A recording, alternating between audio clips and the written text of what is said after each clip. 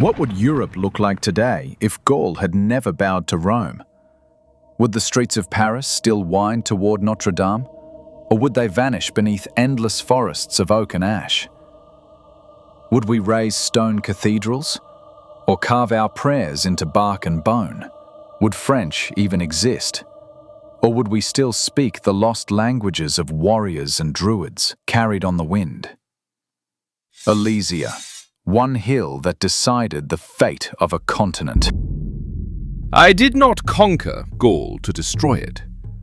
I, Julius Caesar, conquered it so that it would endure. Under Rome, it would learn to last. And in that belief, Europe was remade, in victory, in blood, and in the long shadow of empire.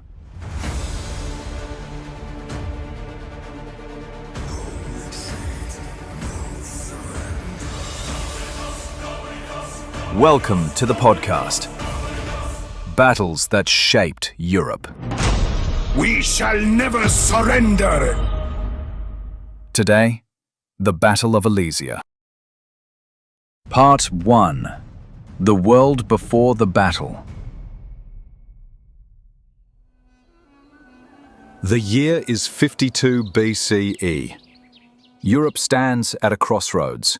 Rome stretches from the Atlantic to the Aegean, hungering for the last lands beyond its reach. Gaul, a world divided by more than distance. They called themselves free men. Free? No man is free without law. No people endure without discipline. In Gaul, I saw chaos disguised as courage, and I saw what Rome could make of it. Just 1 year after the disaster in the east, Carrhae, Rome licked its wounds. An army crushed, its eagles lost, its pride buried beneath foreign sands. Poor Crassus. So desperate for glory, he marched into the desert like a merchant chasing gold dust. I suppose even his wealth couldn't buy him wisdom. His death reminded Rome of one truth. Conquest belongs to those who understand war, not those who merely fund it. How does an empire recover from that? Does it retreat? Does it grieve? Or does it simply turn its hunger elsewhere? Rome chose the last. It learned caution and turned its ambition westward. The Republic, torn by rivalry and unrest, needed redemption, a victory great enough to drown its own turmoil. And in that restless moment, one man saw opportunity. Others feared the unknown. I saw destiny. Gaul was not a frontier. It was the key to immortality. Yet Gaul was not a land eager to be conquered. Its tribes fought each other as fiercely as they fought outsiders. Until one man rose among them, Vercingetorix, the young chieftain of the Arverni. Charismatic, intelligent, and utterly unyielding, he united the tribes through courage and fear alike, preaching that only together could Gaul survive. Vercingetorix. A worthy opponent, I'll grant him that. He had the fire of youth and the arrogance to believe it could outshine Roman steel. He thought unity made them strong. But I knew unity makes men predictable. Every fortress he raised, every alliance he forged, was just another path leading straight to me. Can you imagine the hope he stirred? Farmers turned warriors, rivals turned brothers, all standing against the might of Rome. The world before Alesia was a tinderbox waiting for a spark. And Caesar, marching north through the spring rain, was carrying the flame. Part 2. The Armies Gather.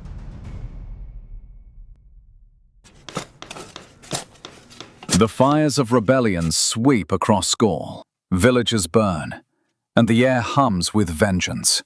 Caesar's legions march through the ashes, relentless, disciplined, unstoppable. Across the land, Vercingetorix gathers the strength of a continent's heart. But Caesar? He is no stranger to impossible odds. Two worlds are preparing to collide. Collision? No. When Rome meets resistance, there is no collision, only correction. Gaul believed itself the center of the world. I merely reminded them where the true center lay.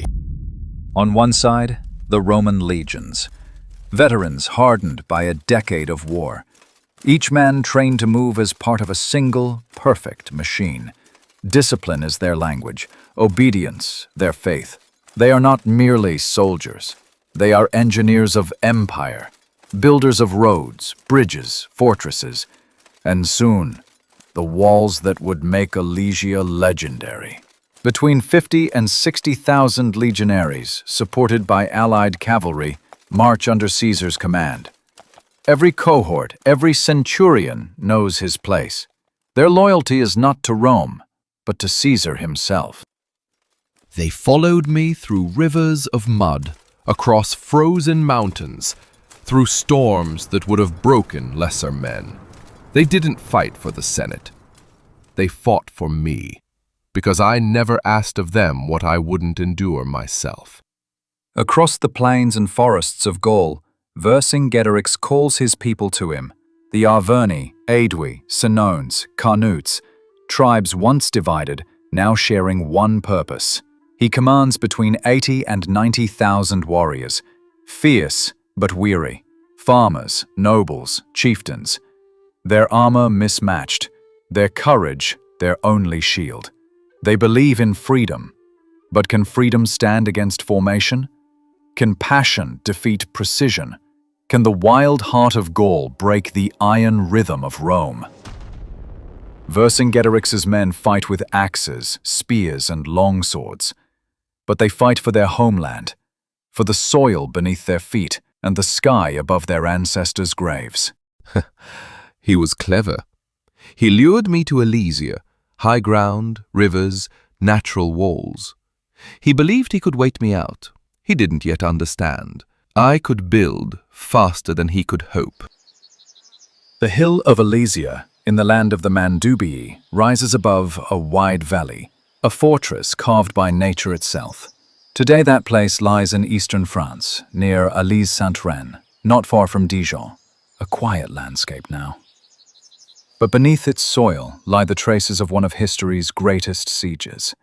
Vercingetorix retreats there with his army, believing the high ground will protect him. Behind the walls, tens of thousands of civilians cling to hope. Outside, Caesar encircles the hill like a tightening fist. Why attack when you can suffocate? Why storm the walls when you can build your own? Higher, stronger, deadlier. I ordered my men to construct a ring around Alesia. Circumvallation, we called it. 11 miles of walls, ditches, and traps. But I wasn't done. I built another ring facing outward, contravallation, 21 miles long. One wall to keep them in, one to keep their allies out. I didn't just besiege them, I besieged the world around them. A marvel of engineering, born of necessity. Thousands of men digging, hammering, hauling timber, day and night. Ramparts, towers, palisades, moats filled with sharpened stakes. A city built not for the living, but for starvation and surrender. And beyond those walls, the Gauls called for help. Messengers slipped through the lines, carrying Vercingetorix's desperate plea to every corner of the land.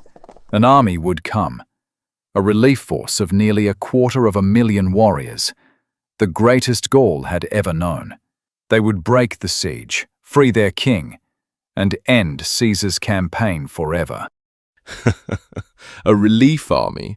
Of course they would come. But what is an army without order? A storm without direction. They thought they would save him. They didn't realize they were only delivering me more victory.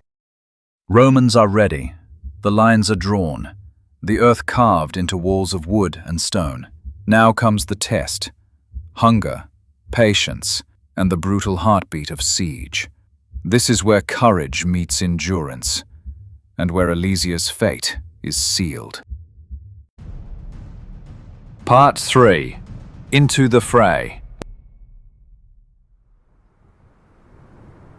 The walls are up. The trap is sealed. Vercingetorix and his army are locked inside Alesia, a fortress on a hill that suddenly feels more like a cage. Caesar's men have surrounded them completely. 2 rings of walls, one facing in, one facing out. 30 kilometers of trenches, towers, and traps. No one goes in. No one comes out. The siege drags on for weeks. At first, there's still food. There's still hope. But then, the horses are slaughtered. The grain runs out. And the smell of hunger spreads through the camp. Can you imagine it? Tens of thousands of people trapped together. Soldiers, families, even children. Packed onto a hill no larger than a handful of football fields, encircled by Roman walls on every side, the air thick with smoke, the ground muddy with rain and waste. No fresh food, no clean water, nowhere to go. Every sunrise looks the same. Every night colder than the last. Hunger is the most honest weapon of all. It doesn't lie. It doesn't tire. It simply waits until courage turns to desperation. Inside Alesia, desperation grows. Vercingetorix sends his best riders through the night, slipping past Roman patrols to carry his plea to every corner of Gaul. He begs the tribes to rise again, to bring their armies and break the siege. If they come, he tells his men, Gaul will live. Brave, perhaps. Desperate, certainly. Sending riders through my lines was like throwing pebbles at a mountain and hoping it would move. Still, I admired his spirit. He fought as if the gods themselves were watching. And then one day, from the distant hills, dust. A shadow moves on the horizon, the faint blare of horns, growing louder, until the valley itself begins to tremble. A relief army is coming, the largest Gaul has ever seen. So they came. Every tribe that still had breath answered his call. Half the land marching against me. But only one of us had learned how to win. Inside Alesia, cheers erupt. Starving men climb the walls and raise their weapons to the sky. Help is coming. Hope returns. But Caesar is ready. The outer ring of walls, those perfect, cruel lines of timber and stone, were built for this very moment. He knows what's coming. Archers, to the towers! Cavalry, on my signal, hold the ridge.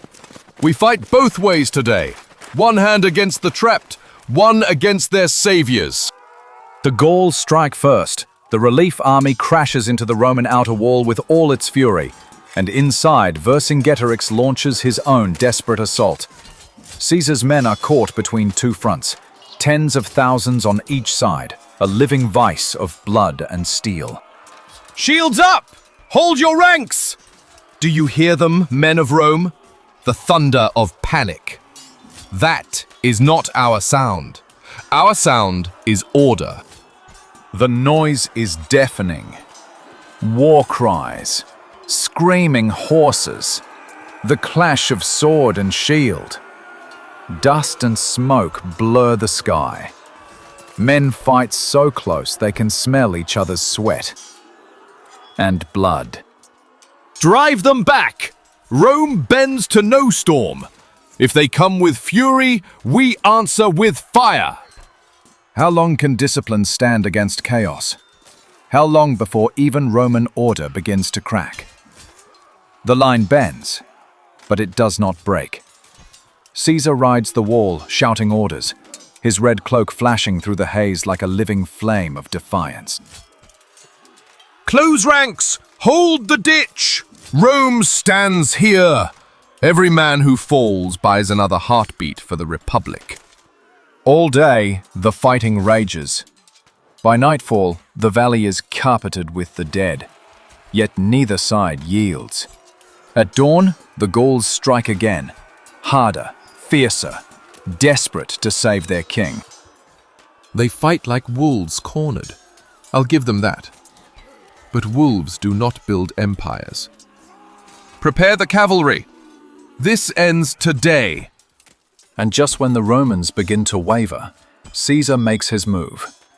He leads his last reserve, the Germanic cavalry, in a sweeping charge along the Gaulish flank. The attack is sudden, brutal, decisive. Forward! Sweep them wide! Let the field remember the name Caesar! The relief army collapses. What began as a siege becomes a slaughter. Inside Alesia, the survivors watch from the ramparts. Their rescuers are gone. Their hope is gone. Vercingetorix knows what must happen next. The next morning, the gates open. He rides out in full armor, proud, silent, unbroken. Before Caesar, he dismounts, removes his sword, and lays it at his conqueror's feet. It's done. He was the only Gaul who ever made me wait. And just like that, the war for Gaul is over. Alesia falls, and with it, the last breath of Gallic freedom. But from its ashes, something new begins. The birth of Roman Gaul, and the shaping of Europe itself.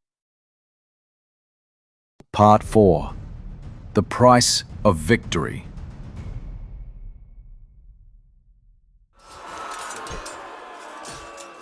When the noise of battle finally faded, Alesia fell silent. The valley that had thundered with shouts and war cries now lay still, a wasteland of broken spears and shattered bodies. Romans and Gauls lay side by side in the mud, their blood mingling in the same soil. The air hung heavy, smoke, rain, and the iron scent of war.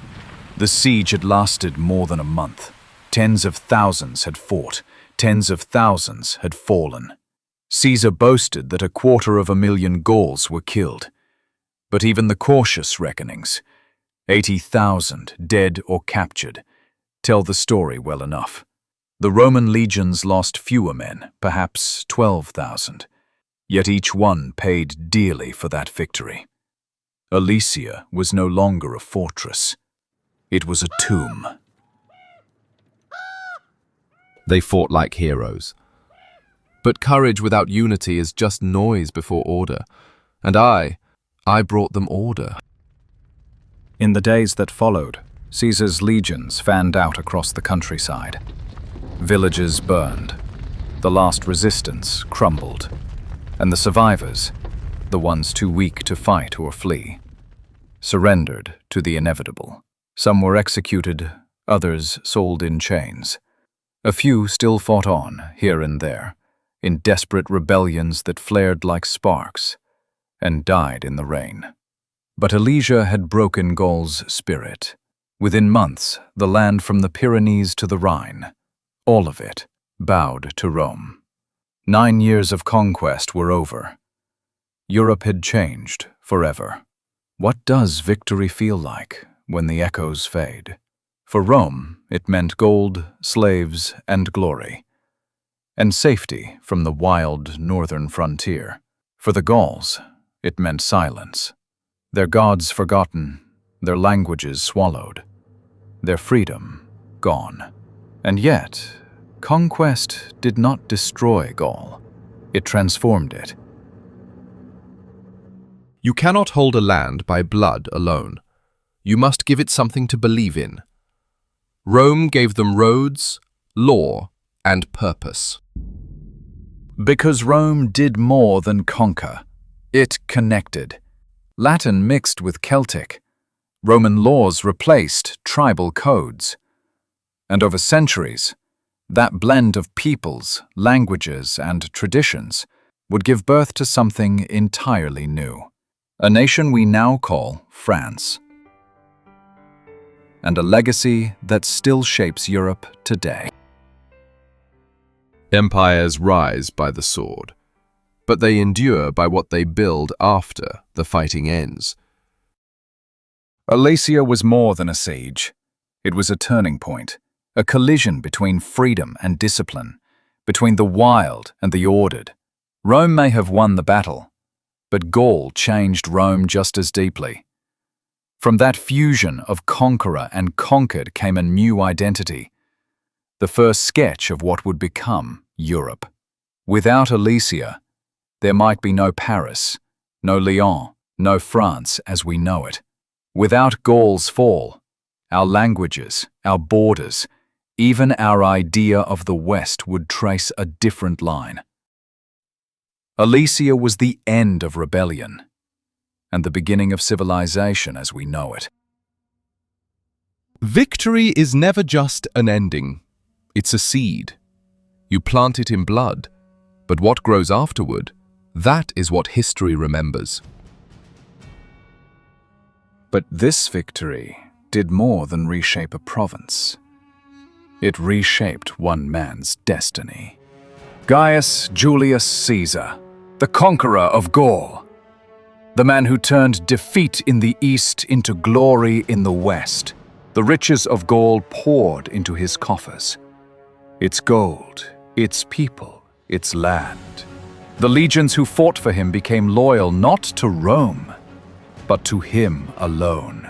He returned home no longer a servant of the Republic, but a man who could command it. The Senate called him hero, then whispered that he was dangerous. And they were right.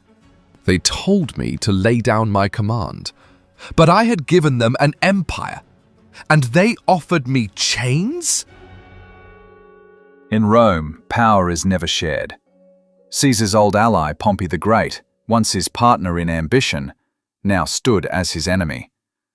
The Senate ordered Caesar to return as a private citizen, without his army, without his power.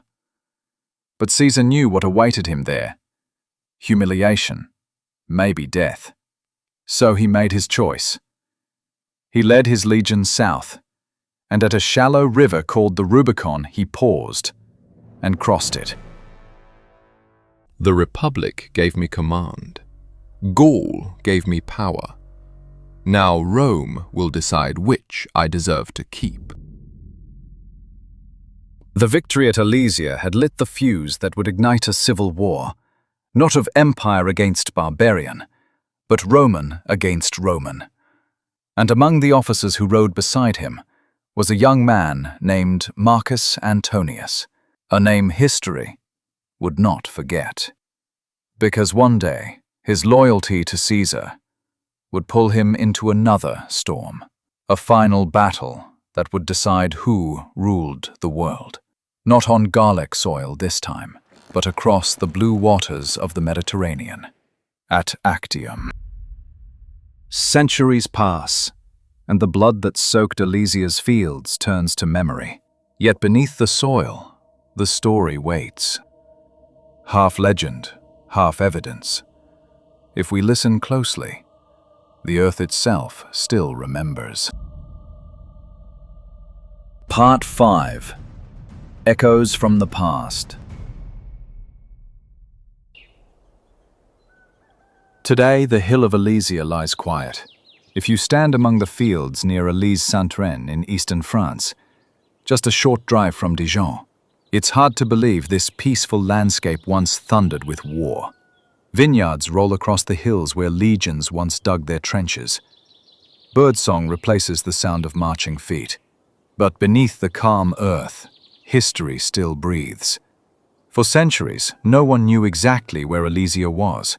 Julius Caesar himself described the siege in his Commentarii de Bello Gallico. Yet for nearly 2,000 years, scholars argued, was it in Burgundy, the Jura Mountains, or somewhere lost entirely to time? I told them everything. The rivers, the slopes, the fortifications. They only needed to listen. Rome does not exaggerate. And eventually, they did. In the 1860s, another ruler, Napoleon III, obsessed with Rome's grandeur and eager to link France's roots to its imperial dream, sent teams of archaeologists into these hills. At Alesia-Saint-Reine, they found exactly what Caesar had described: coins from Gallic tribes, Roman weapons, and long, curving trenches matching the double walls of Alesia. The The discovery changed French history and confirmed Caesar's story. Later excavations in the 1990s and 2000s proved it beyond doubt. The outlines of Roman camps, wooden towers, and trenches still shape the landscape. And even today, after heavy rain, farmers turn up fragments of iron, arrowheads, spear tips, horseshoes, each piece a whisper from that terrible month. When I looked upon Alesia after the battle, I saw more than victory. I saw the price of ambition. Theirs and mine. That silence still lingers, because the echoes of Alesia are not just buried in the ground. They live in France's memory. During the 19th century, the story became legend. Schoolchildren learned the name Vercingetorix as the first hero of France, the man who united a people, even if only for one doomed stand. Napoleon III raised his statue here, tall, proud, gazing across the same valley where he fell. On the pedestal are the words, La Gaule unie, formant une seule nation, animée du même esprit, pour défier l'univers. Gaul united, forming one nation, inspired by one spirit, can defy the world. Isn't that the greatest twist of all? That the man who lost the war became the symbol of unity? That defeat, not victory, gave birth to identity? History is rarely written by the victor alone. Even I could not erase what the Gauls were, or what they became. And he's right. Rome may have conquered Gaul, but it also absorbed its soul. The Gauls gave Rome their courage, their endurance, their stubborn defiance, traits that still echo in Europe's spirit today. And that defiance even lives on. In laughter. If you've ever opened a comic book of Asterix and Obelix, you've met the last village of Gauls that never surrendered. Clever, stubborn, and eternally free. A playful echo of the spirit that once stood against Caesar on this hill. Asterix and Obelix? Yes, I've heard of them. They make me out to be a fool. A puffed-up Roman shouting at barbarians who toss me in the air. For the record, I was never that easily defeated. But perhaps it's fitting. Even after all these centuries, the Gauls still get the last laugh. From Caesar's writings to children's stories, from bronze statues to buried artifacts, Alesia still speaks, not of conquest, but of identity. And though centuries have passed, the hill still whispers the same question. What does it mean to lose everything, yet never truly be defeated? Centuries later, another moment of choice would echo that same defiance. Not in Gaul, but in Italy. Caesar's march homeward ended at a narrow river called the Rubicon. He stood at its edge, knowing that one step forward would mean war. Behind him, the Republic's laws. Before him, destiny. They said, "Do not cross." But once a man has seen what I have seen, there is no turning back. He crossed, and with that step, the world changed forever. The phrase "to cross the Rubicon" would outlive both Caesar and Rome itself. Today, it means a point of no return. A moment when decision becomes destiny. From the muddy fields of Alesia to the quiet banks of that Italian river, Caesar's footsteps still shape our language, our borders, and our sense of courage, the will to act, even when there is no way back. We know how it ended, the fall of Gaul, the rise of Rome, but history is not made only of what happened. It's haunted by what might have been. So let us step beyond the record and into imagination. Part 6. What if?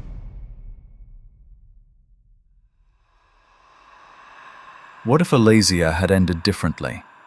What if, on that last, desperate day, the relief army had broken through Caesar's lines, and the Romans, exhausted and surrounded, had been crushed in the mud of that Burgundian valley? What if Vercingetorix, not Caesar, had ridden away as the victor? How different would Europe be today? If I had fallen at Alesia, Rome would have fallen with me. And a world without Rome is not the world you know. Had the Gauls won, the story of Europe might have followed a very different path. Vercingetorix could have united the tribes into one great Celtic kingdom, a realm of forests and rivers stretching from the Atlantic to the Rhine, a western rival to Rome, not of legions and marble, but of warriors and sacred groves. But could it have lasted? Without Rome's order, Gaul might have remained what Germania became, a mosaic of proud but divided tribes, each following its own chief, speaking its own tongue, fighting its own battles. Look how long it took Germany to unify. Nearly 2,000 years. A victorious Gaul might have faced the same fate. Many small realms, fierce but fractured, too divided to stand against the next rising power. They could fight bravely, but without unity, even victory becomes only another beginning. And if Gaul had stayed tribal, something greater still might have changed. Without Rome's conquest, there would have been no Romanization, no Latin spreading west, no shared tongue for law, for scripture, for power. And without Rome's empire, there would have been no Rome to carry Christianity westward. Imagine a Europe where the old gods and druids still ruled the forests, where oaks, not cathedrals, marked the sacred ground, where priests wore antlers instead of crosses, no popes, no crusades, only countless shrines, each whispering to a different god beneath the same sky. No Rome, no Christ, no empire, no church. The gods of old would still whisper through the trees. And without Rome's shadow, the empires that followed might never have risen. No Charlemagne, no Frankish kings, no France, no Holy Roman Empire, perhaps not even an idea of Europe. Would that world have been freer, or lonelier, more diverse, or more chaotic? Would we have built cities, universities, and laws, or still lived among the groves, guided by druids and omens instead of scholars and reason? Freedom without structure is only wind. It moves, but it never builds. Perhaps he's right. Perhaps Gaul's defeat at Alesia was the price Europe paid to become itself, to trade the wild rhythm of the forests for the ordered song of cities, the many gods for one, and the tribes for nations. Still, it's hard not to wonder. If that hill had held, if that siege had failed, our languages, our faiths, our borders, even our very idea of what it means to be European might have been written in a different script. History never gives us both paths, only the one we've taken. But if you listen closely, on the wind that still sweeps over Alesia, you can almost hear the whisper of the world that never was, a Europe of druids, not priests, of tribes, not nations, of countless gods, all speaking through the same wild wind.